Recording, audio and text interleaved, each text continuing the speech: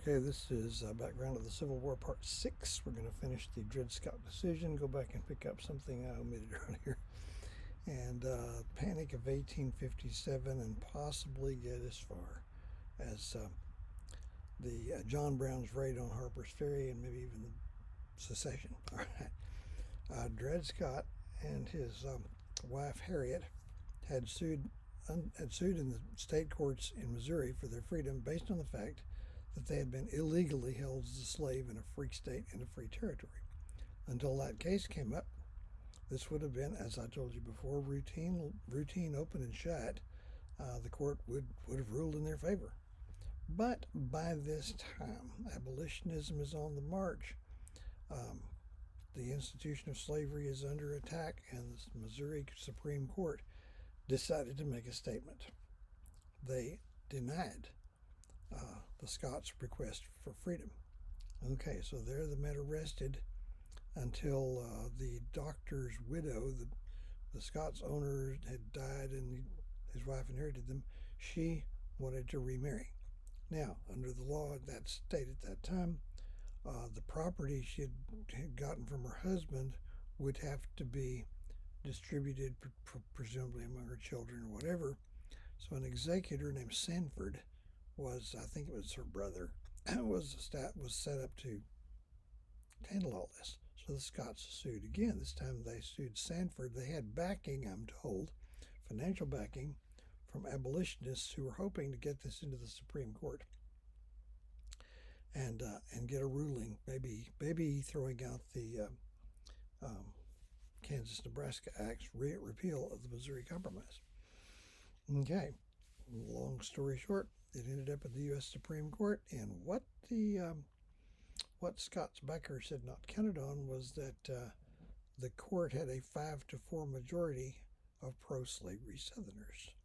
Plus, at least one Northern justice took a very neutral stand on that. So, in an extremely controversial 6-3 ruling, where all 9 justices wrote opinions, that almost never happens, the court denied them. The Chief Justice at the time was Roger B. Taney, looks like Taney, pronounced Taney, of Maryland. 20 or so years earlier, he's the man that carried out Jackson's order to spend up the remaining federal funds in the Bank of the United States and not put any more in there. His reward was being appointed to replace John Marshall when Marshall died in the mid-1830s. All right. Taney decides to make a statement of his own. It's a lengthy statement, almost book length, I'm told, and the first thing he did was to just sort of thump the Scott suit off his sleeve, so to speak. He ruled that they were slaves, therefore they were not and could not be citizens, therefore they had no standing to bring the suit in court to begin with, so out down goes that. Then, in a lengthy, what is known in lawyerdom as an obiter dictum, a sort of sidebar ruling, he went into excruciating detail of the whole history of slavery and how slaves had always been considered to be property and how the Constitution of the United States protected property in strong terms. Bottom line, he ruled that the federal government had no authority to limit slavery in the territories. Okay, therefore, the Missouri Compromise, repealed 3 years earlier, had always been, from its origin, unconstitutional. This, by the way, is only the second federal law ever declared unconstitutional. So that would be an infringement on the right to property. Okay, Southerners are turning cartwheels over this. Some Northern Republicans are suggesting, why don't we just disregard that? Of course, that's not going to help Southerners' desire to stay in the Union. So, extremely controversial and divisive ruling. Now, back in 1856, I left one out, so just plug this back in there. There was an incident of physical violence in the United States Senate chamber. It involved the most outspoken abolitionist in the Senate, Senator Charles Sumner of Massachusetts, who was one of these sort of over-endowed brainiacs who looked down his nose at people who were not as big a brainiac as he was. He wasn't popular in the Senate. He's just too far gone. Anyway, he makes this big speech that went on for hours and hours, and he entitled it "The Crime Against Kansas." Okay, this is Run Out of Bleeding Kansas, and he insulted uh, Southerners in general, and in particular his colleague, and that's a big no-no in the Senate. They're very collegial. His Senator Butler of South Carolina. Okay, Butler was an old elderly man who had suffered a stroke and could no longer prevent himself from drooling. So here's Sumner ridiculing his, quote, loose expectoration, unquote. And a textbook we used many long years ago gave us a choice little sampling of the kind of language that Sumner used. The Southerners moving into Kansas, Sumner alleged, were hirelings picked from the drunken spew and vomit of an uneasy civilization. Oh my, that wouldn't help my self-image.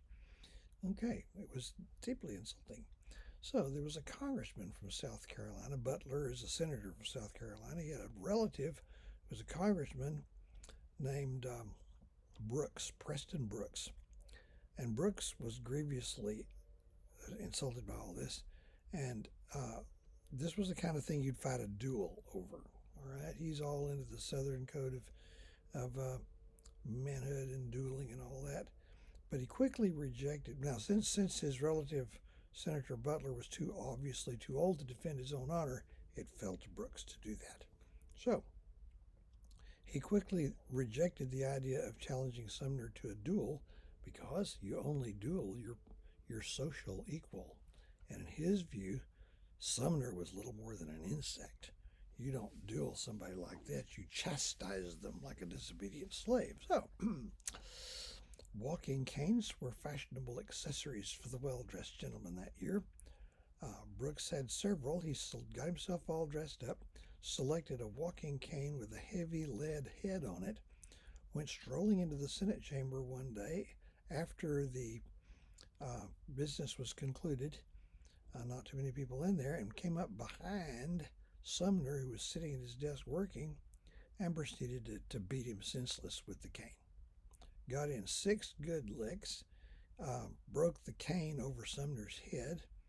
I suspect that given Sumner's unpopularity, the first 3 licks were probably free. Sumner's not a wimp. He ripped his desk was bolted to the floor, and he ripped it loose, trying to get around to defend himself, but he couldn't defend against an attack from behind by Southern gentlemen. That should be dripping with sarcasm. It's fully intended. So this was huge. Sumner was so badly injured he had to go to Europe for medical treatment, did not resume his duties in the Senate for over 2 years, during which time the state reelected him to another term. Okay? Now, how did the newspapers carry this?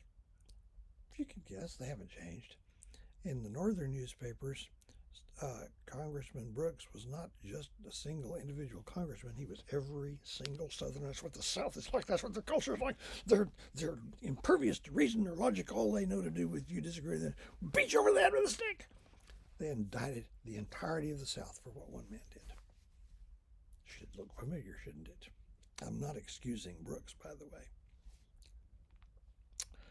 And there was a political cartoonist who depicted the scene in dramatic fashion. And here is Sumner being beaten down, lifting his right hand with the quill pen, and it's symbolizing reason over brutality, and blood dripping from his brow like the wounds of Christ on the cross.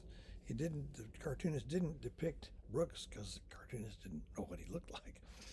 Okay, now, Southern newspapers, the strongest criticism of Brooks was that it was not that he'd done something violent or wrong. They criticized him for, and this was mild, maybe he should have done this somewhere besides the Senate chamber. If we're going to whip a slave, we don't do it in the parlor. Kind of get the idea there. Brooks was a hero in his home state of South Carolina. There were receptions held in his honor when he returned. And in Charleston, they presented him with a new walking cane to replace the one he'd busted over Sumner's head. And it had an inscription on it that said, "Hit him again." So just maybe the northern newspapers were right. But again, it's very, very divisive and shows how deeply divided we were. Okay, 1857, another thing comes along. The economy of the North tanked. I'm not even really sure why. I might have known it sometime in the past and forgot, but it's called the Panic of 1857. And it didn't touch the Southern economy because cotton prices remained strong, and North has a depression, the South doesn't. Southern leaders made generally a fatal miscalculation there. They got the idea that this sectional panic proved that the Southern economy was actually stronger than the Northern economy. So they filed that away. A few years later, the nation erupts in civil war, and the Southerners think that cotton is their ace in the hole. All they have to do, they think, is hold their cotton off the world market, knowing that textile mills, cloth factories in Britain and France, that's a bunch of their economy. So just embargo cotton, and next thing you know, the British and the French will be begging on their knees. What do we have to do to get the cotton supply started up again? And the South would say, well, we could use some loans. We could use arms and equipment. And by the way, could we borrow your Navy? Well, it didn't work. They did the embargo, but it didn't work because, for one thing, it was almost impossible to enforce. And the Northern Navy was enforcing as much as anything. And when cotton stops going out, money stops coming in. Oops. Plus, the reason cotton prices were still strong in the late 1850s is because British mill owners weren't stupid. They could read the papers. They could see a big split up coming in the United States a mile off, so they're stockpiling this stuff. They're buying every single bale they can get their hands on and stockpiling it. So when the war broke out, they've got like a 2-year supply laid back. They could run the mills full out for 2 years without buying any more American cotton. When they ran out of that, by that time they'd found other sources. The cotton grown in America is what they call short staple cotton. It's hard to get it off the seed. They were starting to import long staple cotton from Egypt and places like that. Plus, by that time, the war had become a war against slavery. Everybody read Uncle Tom's Cabin, and British factory employees would literally go hungry before they would vote for politicians that would cause Britain to aid the South. Big backfire. All right. We move on down to 1859. Remember John Brown, Potawatomi, Kansas. He and his sons hacked some people to death. John Brown is now going to do a big one. Okay. By the way, Brown was fanatically religious, and he seems not to have got past the blood and guts portion of the Old Testament. He believed that slavery was so evil that any means necessary are justified to do away with it. The means he preferred was to arm the slaves with military weapons and encourage them to butcher their masters. Now, Brown had financial backing from some very highly placed Northerners who seemed not to have visualized the blood and terror that this plan would have entailed. Anyway, after careful planning, John Brown and a couple of dozen followers occupied the roundhouse where the train engines would turn around at something called the Harper's Ferry, Virginia. It's in West Virginia now. It was a military arsenal. The United States Army had 2 of these. The other one was in Springfield, Massachusetts. No slaves around there. So the idea is they're going to occupy this arsenal, which was a warehouse complex containing enough military hardware to outfit several field armies, take over the place, invite slaves to leave their plantations, come get military weapons, and then be at this huge growing army of rebellious slaves sweeping across the South, and slavery would die in blood and thunder. Well, where that was, there weren't really many plantations round about, and no slaves showed up. Instead, a contingent of United States Marines showed up, commanded, oddly, by an Army officer who didn't even have time to go by the house and put on a uniform. His name was Robert E. Lee. We'll pick it up in the next video.